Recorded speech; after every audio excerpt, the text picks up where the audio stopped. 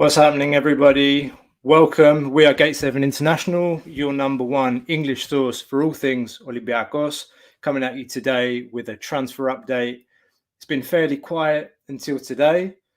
Classic late-hour tweet from Nikos Kotsis revealing that Olympiakos are close to signing Bandiougou Fadiga, and later today, Diby Keita from Real Madrid also touted to be signing for the club as well.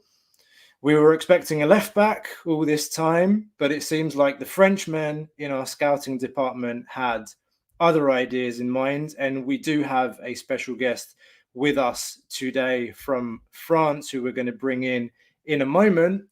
Before we do continue, don't forget, please like and subscribe to make sure you always get your regular Olympiakos updates. We go live after matches. We organize preview shows with special guests from all over Europe, the world. When we play in European competitions in particular, we do some cool interviews with former and active players on the roster.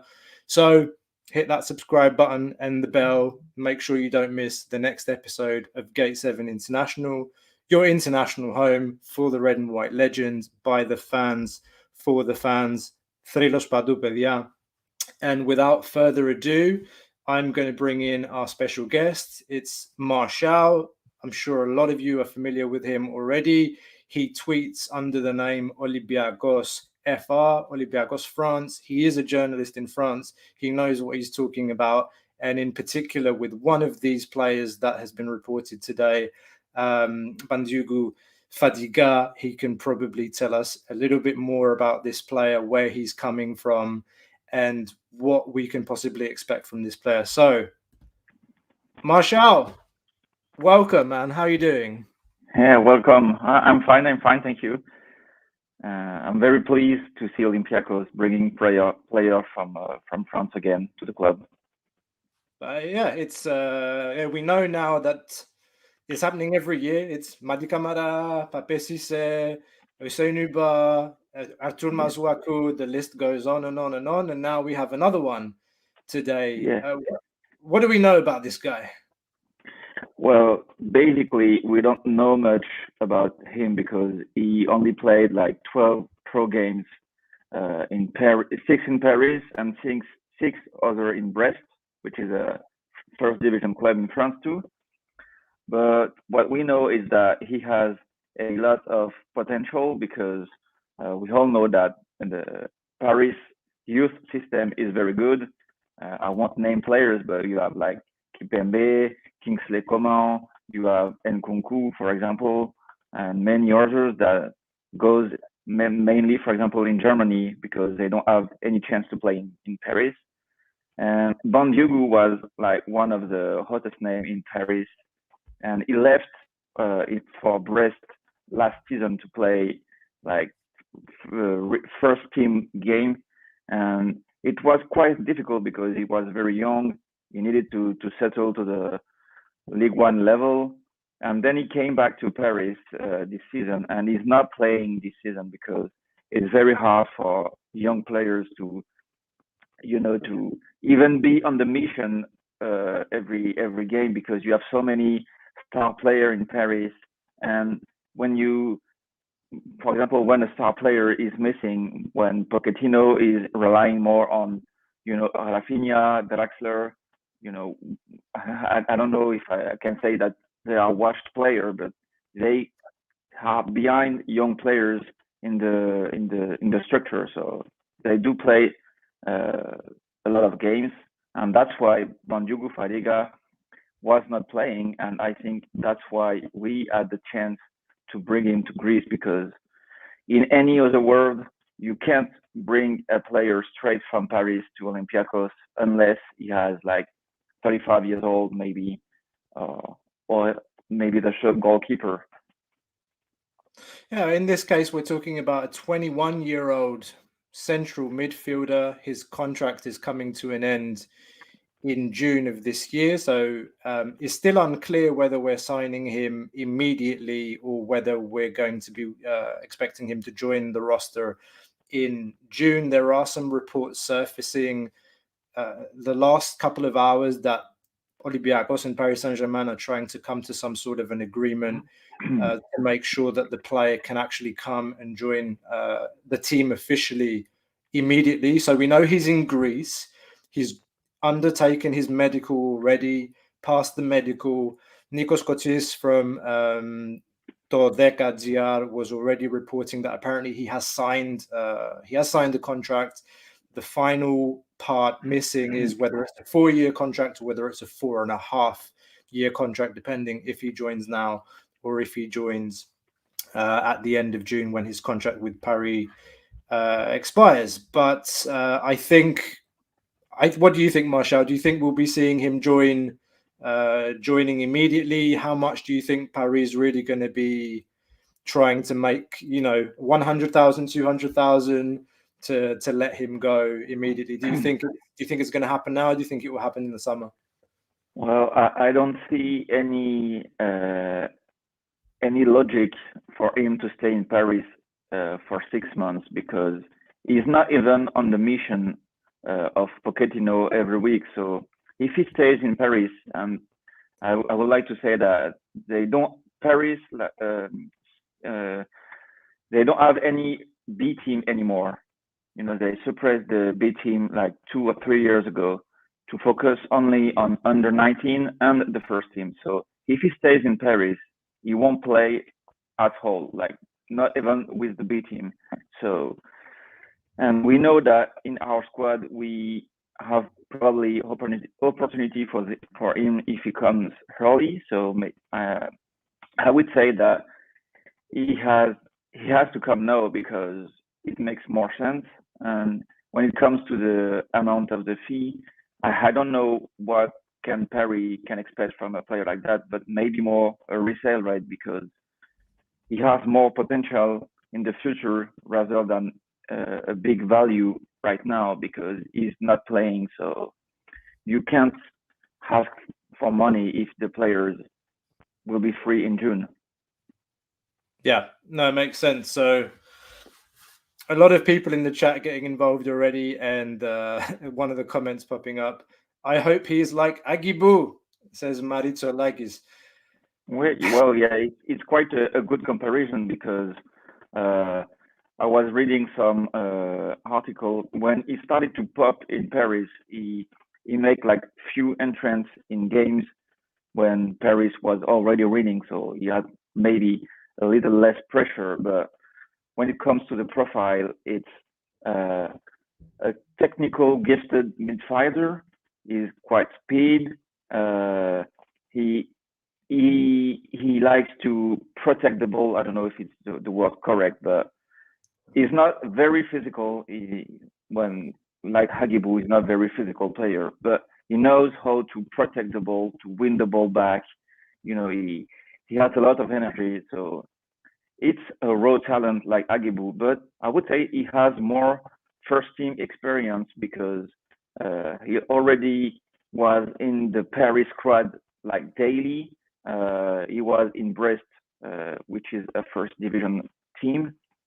And when we remember Aguibou, when he came to Greece, even us, the French people, would speak for me, but I wasn't knowing much of him, because I was knowing that he was a talent. And I know that Lille do have a nice young team, but Aguibou wasn't the hottest name. If you weren't a Lille fan, you wouldn't know about this player that much. But Fadiga is more in the category of those players in Paris that has talent but can't play in Paris because you have so many players in the squad.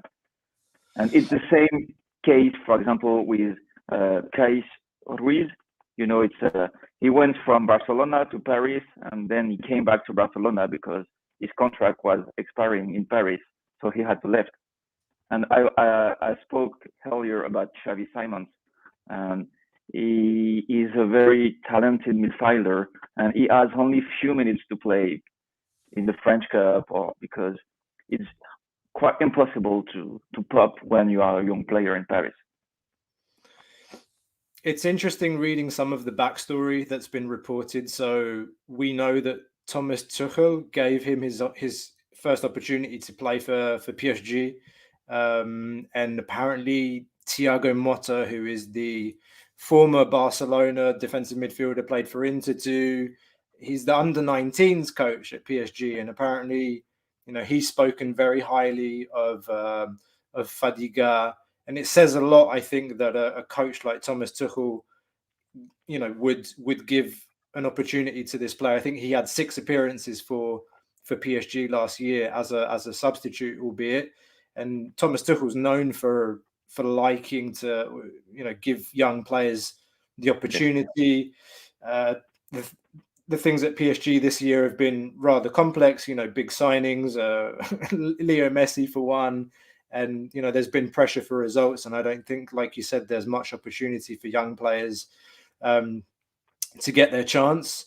So, I think we're all hoping that this ends up being one of those low risk, high reward transfer moves. I mean, we're not spending any or hardly any money to bring this guy over. But, you mentioned some of his traits, or what is he actually going to bring onto the field. I haven't seen him play live. I've only seen some, small footage that there is on YouTube. I know that Ari, our resident host and analyst, he's looking into Y-Scout. He's going to look what he can find, and we'll try and bring some more on Sunday this week on our next show. So we're hoping for a deep dive on this player.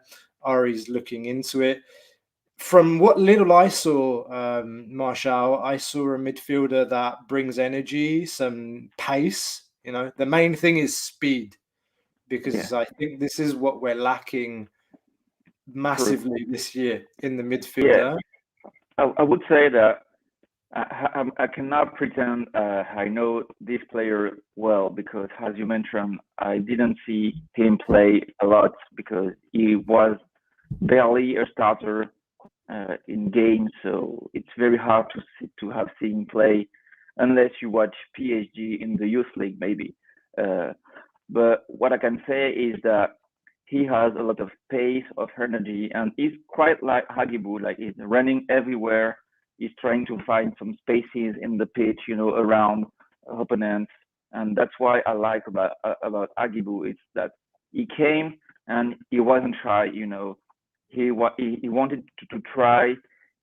We know that he's lacking finishing. He's lacking the last pass, the last shot. But that's what happened when you bring so young players. They have so many room to improve. And Fadiga is like that. He has everything to prove.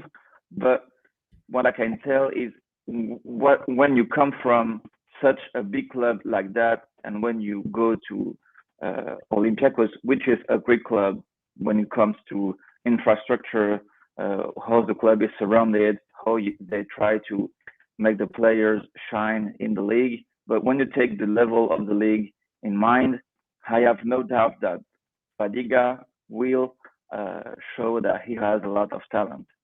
He won't probably be a key player in the first 6 months. Or I'm not expecting him to make us win important game in the first 6 months, because he's not brought here for that. In the short term, I would say. Sorry. Martial, do you have any insights as to what's behind this signing? I mean, who's behind it? In Greece, they're reporting that this is another coup, like Modesto and Karembeu, working their magic. What's your take on all of that and all of this talk about? I mean, Olympiakos having a scouting department that is knowing the French market very well. I don't know how it was possible, but what we know now is that Modesto has a lot of connection with French agents, and now he has more arguments, I think, to put into the table when he wants to bring players to Greece, because he could basically have said that, look at Aguibou, he was in the B team of Lille, he wasn't playing, and now 6 months after, every every big team of Europe is looking at him and trying to secure him for the future. So when you are Fadiga, I think Modesto maybe he just have said, you stay with us like 2 seasons at most. You score like 10 goals, you play in Europe, and then you go in a better league. Yeah. And I'm okay with that, because that's why we can offer to those players, because Fadiga probably would have gone to French second division, maybe, to be a key player in a second division team. And we know that scouts look at those French division, but when you have an Olympiakos, and if he's able to score, to play consistently, to play game after game, well, we know that he will go to a better league because he's French. He has this PSG, label on him, so you can take money from that. Absolutely. No, I think it's becoming more and more of an easy sell for Modesto, for Karembeu. That network of French people that we have in the club and French players, they, like you said, I mean, Aguibou is a great example. We haven't sold him yet, but there's other players that we've sold coming from France. Mazuaku comes to mind, and I think Cisse, there's going to be a lot of interest in Cisse after AFCON as well. And this summer, I think he's probably going to go for big money. So I think it's an easy sell.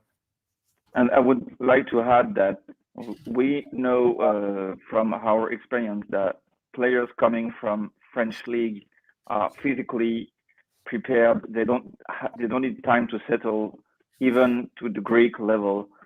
But Fadiga has something more. Is like he's coming from Paris, which is, if you take the whole area around Paris, is probably where you will find the best player in the world, because this area produce like players every year after year, and it's very difficult to pop coming from there, because sometimes they have to go like all around France to find a place in a club.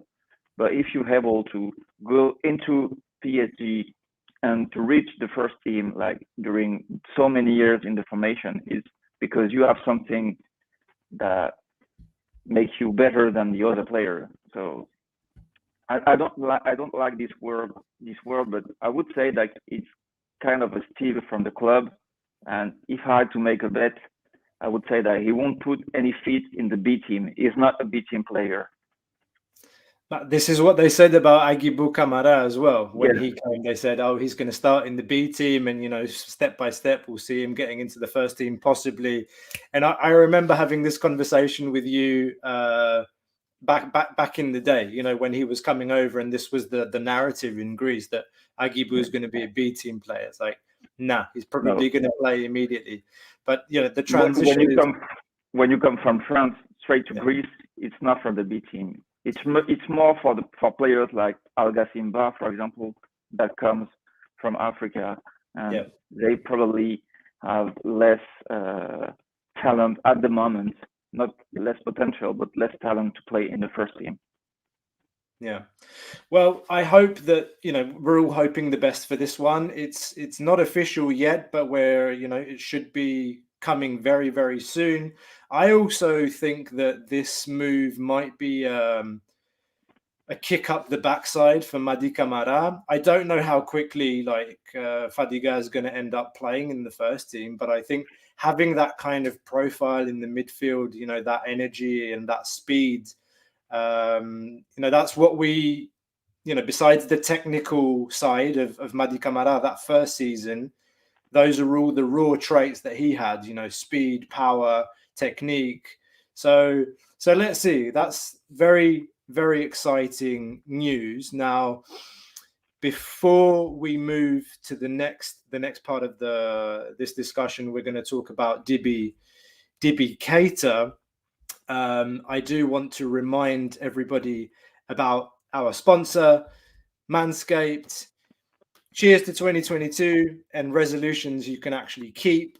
how about having clean and shiny balls all year round? Our sponsors at Manscaped are here to save your balls this year and make the ball drop into 2022 the cleanest and sexiest ever. Set your first New Year's resolution with good intentions and join the 4 million worldwide who trust Manscaped with our exclusive offer. You can go to manscaped.com and use the code G7INTL for 20% off and free shipping. So guys, go over to manscaped.com. You can get shaving kit, boxer shorts, cologne for your balls if you like that sort of thing. Check it out. The boxes are fantastic. The trimmer is great. It is waterproof. Manscaped.com. Use the code G7INTL for your 20% discount. And don't forget, free shipping worldwide.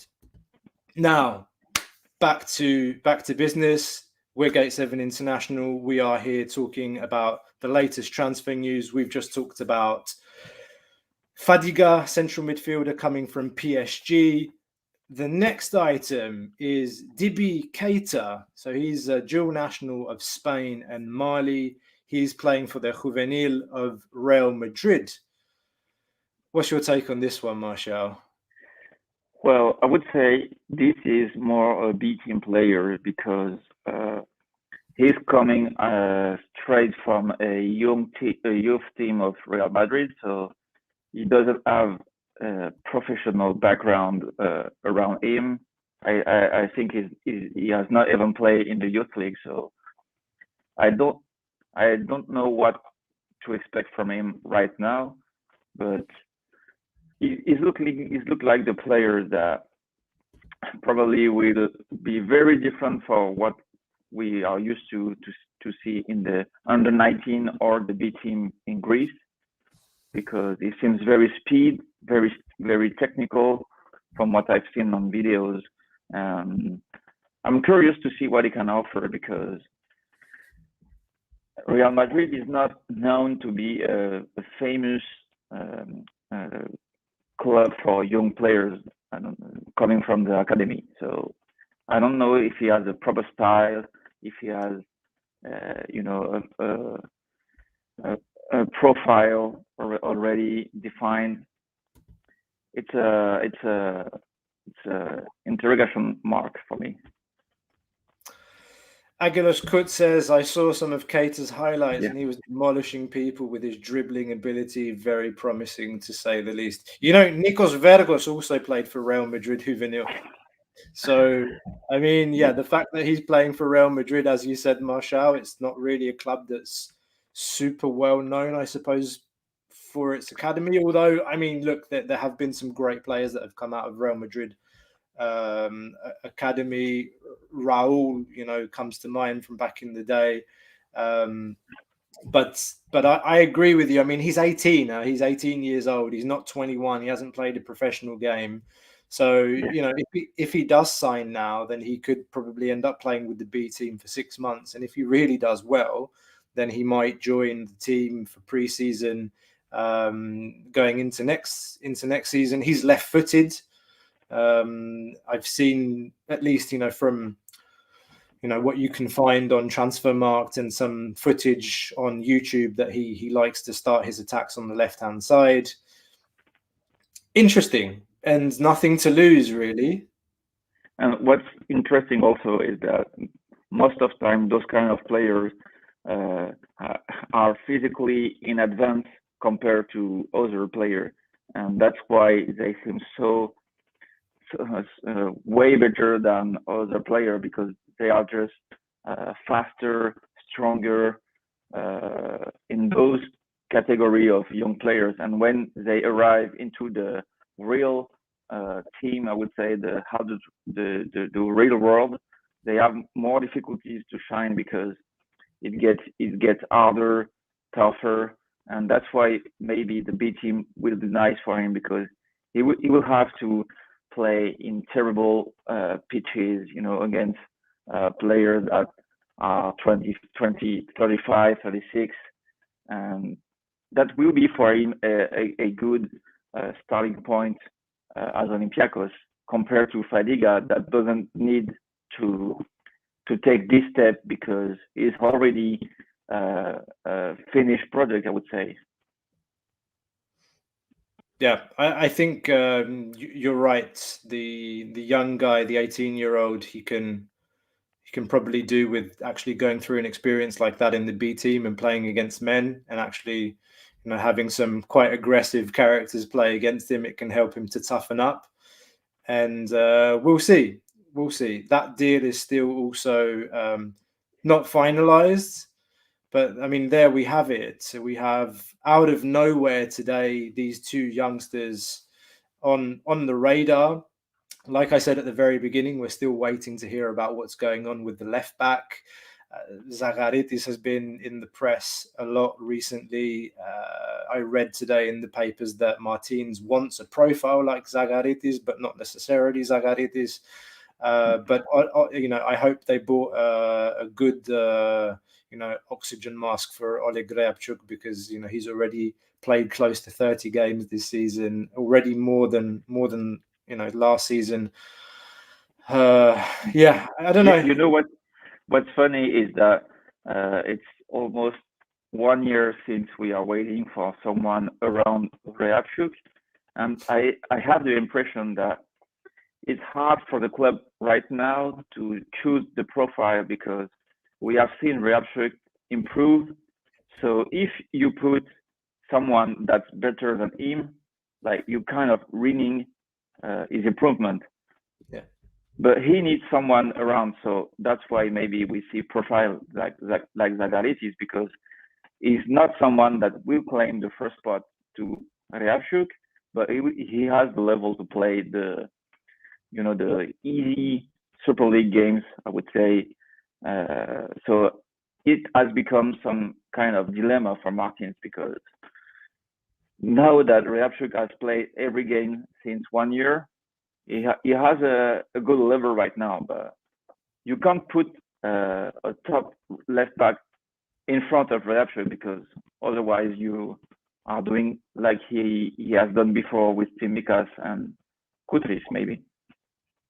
No, I absolutely agree with you. I think if you end up buying a better player, quote unquote, then you're halting all the progress that he's made. And I think Oleg Reabchuk has made absolutely tremendous progress this season. His crossing has improved. Yes, it can be frustrating when we see him, not able to dribble or make an easy pass, but the improvement's been there, and I think I still think he can improve. He can improve more. So again, I agree with you. I think we will end up looking for a profile that's, looking more of a backup option for Oleg Reabchuk. We're coming towards the end now. Marshall, I don't know if there's anything else you want to mention on the topics we discussed, or any other kind of transfer news, or anything you might have heard going on. Nothing to add, but I would say I would love to see more players like Fadiga or Kάμαρα coming, because you can make so many interesting transfers if you bet on the French market, and not only on players like Mvila or, I don't know, players that already have a career and are able to make an impact instantly. But you have so many young players, even a left back, goalkeepers, you have everything. You know who I really want? French player. No? I really want Remy Cabella. Yeah. I want him to. It's not impossible. He's good friends with Yann Mvila too, as well, I think. Yeah. That would be a nice... I don't know if the club is intending to renew Mathieu Valbuena at the end of the season. He's 37 years old. I'm not sure, but I think Cabella is 30, 31. His contract is ending with Krasnodar. Very interesting player. I would love to see him in red and white. He can play on the wing, can play at the 10. Very nice player. He seems a lot like what Valbuena was when we signed him. He can bring that creativity, that experience. But this is a little bit wishful thinking. But, if anybody from the club is listening, Remy Cabella, his contract is ending in 6 months. Maybe you can have a look at him and see if you can make that happen. Well, that's all from me. But Marshall, thanks very much for coming on to the show. You're welcome. Thank you very much for your insights. This Sunday, guys, Imitera ton Mahon, the derby of eternal enemies, Panathinaikos, Olympiakos. That's at 7:30 local time in Greece. It's an away game at Leoforos. The players are doing their final tests for COVID ahead of the game tomorrow. So fingers crossed. Let's hope there are no bad news coming out tomorrow. And, we look forward to a juicy encounter and, of course, a victory on Sunday. We will be back after that game on Sunday night. So we will be here on Sunday night for post-match and more. Watch this space, subscribe to the channel, hit the bell so you don't miss the next episode. Keep it locked. We are Gate 7 International, by the fans, for the fans.